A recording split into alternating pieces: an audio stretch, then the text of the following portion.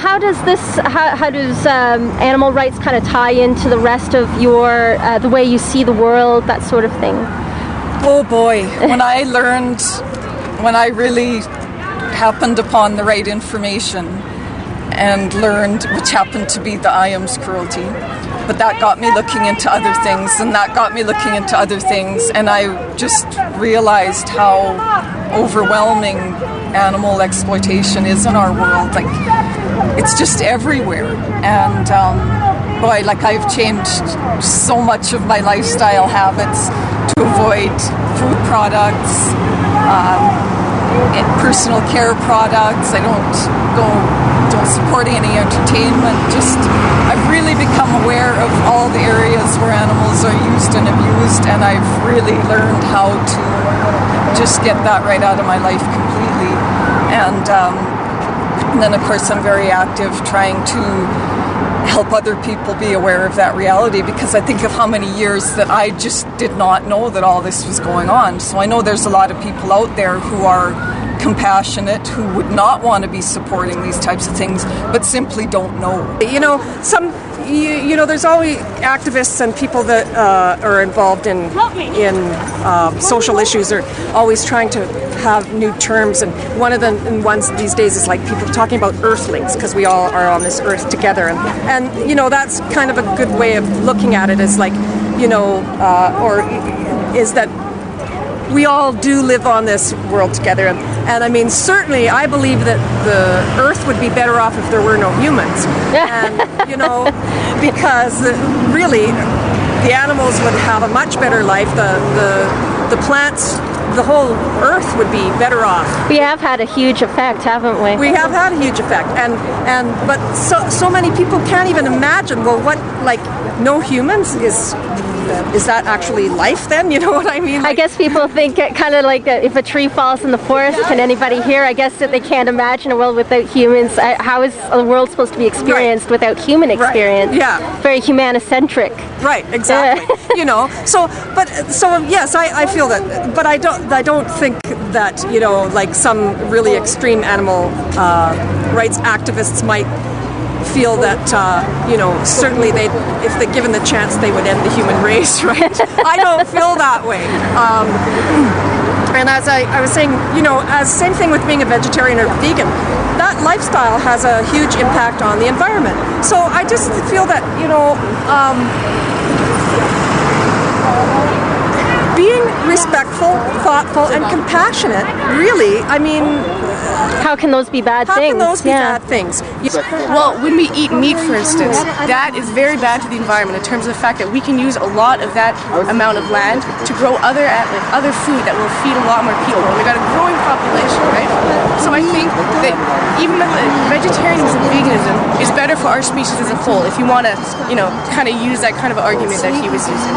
So it's funny how the nicer you treat the earth, the nicer you treat animals, it actually has a kickback effect to human beings. Yes, it all comes back, and especially in the society we're living now, where we're so increasingly globalized, right? So connected. The actions I have now will affect not just myself and people around me, but for years and years to come. And it's respecting what we have been given is very necessary. And I think by treating the environment and other animals, you know, other because we are too, with respect will really help us in the future and right now too. Well, I am working on being a vegetarian because I have a mother that's a vegan. I have family members that are vegan, vegetarian, and you know, I'm recently kind of started to educate myself really about what they do to animals, and I don't want to support it, and I don't support it, and so I'm like heading towards like a vegan lifestyle. That's fantastic. It's an eventual thing. It takes a long time. It sounds like you've at least got some support then, you know, if you decide to make the move over. Oh, definitely. Yeah, definitely. Fantastic. Vegetarianism is actually quite an easy thing to do. It's just one of those things if you just do it, you actually will feel so much better after the fact that you'll be like, oh, well, that was simple, that was good, and there'll be lots of good food, so that's my theory on it. What kind of set you off in that direction? Oh, no, this is a long story. No, go for it. I've got lots of video. You got lots of videos. Lots.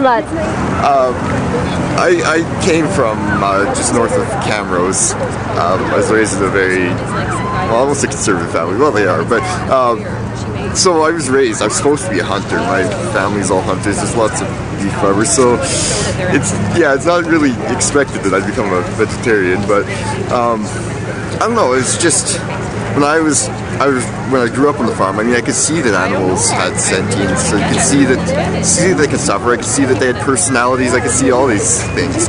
So then I'd go out like hunting for deer or something, and then I'd see that, and then have a gun, and I'm supposed to shoot them. And it's just, I never did shoot a deer actually, but I remember the one time, I think this was in like grade 10 or something, I was out there supposed to be hunting, and then I had this beautiful deer right in my sights, and it was just like, I mean, my dad was so excited for me, he wanted me to get this deer, but I just, like, if I don't shoot, it lives. If I shoot, it dies. Why should I? I mean, I can eat something else. I don't need to eat this. And then over time, it's just kind of like, okay, well, I don't.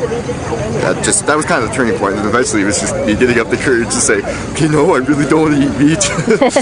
I'm vegan. Being a vegan can be difficult for people if you're not familiar with nutrition and you don't know how to. I mean, obviously, you want to do it and be healthy, right? But I think it's important for people to know where their food comes from. A lot of people just turn a blind eye and they say, well, they see the meat in the cellophane and they don't think about where it came from, that it came from an animal who had to die for that. So I think if you're going to eat meat, at least learn where it came from and know. And at that point, then you can make an educated decision and say, okay, I know what the animals go through now and I'm not going to be a part of it. But most people, unfortunately, just don't want to see that side of their food. I don't know, maybe they're also afraid that if they see this, they're going to have to open their eyes to a lot of other things that we do, like meat eating and, that sort of thing. So maybe that's part of it. Then you have to ask yourself, well, what is proper treatment of a cow? What is the proper treatment of a pig? Why should we give rights to elephants if not to other animals? It's exactly it. Yeah. And they have to look at their whole lifestyle. So is there anything kind of in general you want to say about animal rights, about veganism, about anything? Anything in general? Yeah. I think we're at a time where it's going to be, I think we're at a good time right now because there is this global warming issue and the treatment of animals and the eating of meat. Those issues are coming up more and more. Environment and vegetarianism, they're becoming synonymous. So I don't know, I just hope that continues. They become part of the consciousness. That'd be fantastic. Anything you want to say to maybe people who have not made the jump to looking at animal rights, maybe looking at veganism or vegetarianism? How do you talk to them? If you're compassionate to your dog or your cat, what's the difference between them and a cow and a pig? They're all higher mammals, So if it's wrong to kill a cat or throw a puppy over a cliff, then why is it okay to stab? Well, do what we do in the slaughterhouses to the animals. So you can't. I just can't see. If you feel compassion for your dog or your cat, just ask yourself, why don't you feel compassion for cows or pigs? Because they're higher mammals too. They're beings.